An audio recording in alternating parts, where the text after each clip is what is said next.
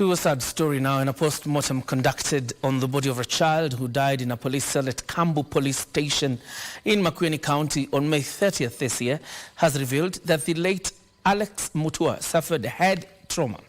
The 19-month-old baby's family is now seeking justice against police officers who allegedly assaulted his mother and him, leading to his death.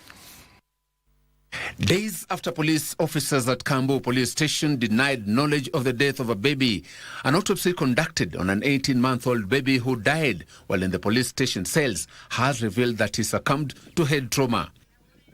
According to the pathologist who conducted the post-mortem examination at Kambu Sub-County Hospital mortuary, Dr. Grace Midigo, the baby was hit on the head, resulting in a fatal blood clot in the brain. Nikatumiwa 60-30 message kutoka Kalembe Police Station inasema ati walinishika saa 11 ya mchana mtoto akiwa uwai, na alafu akasema ati nilikuja na mtoto nikarudi kwa nyuma mtoto akiwa sawa, na nikarudi huko saa 5 ya usiku nikiendea OB, ambapo nakaa na hiyo juu ameanza kujitetea juu walimbukiwa.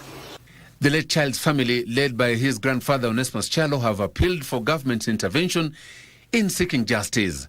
Daktari amesema ameona kama huyo mtoto yani kifo chake kimetokana na injury ya kichwa.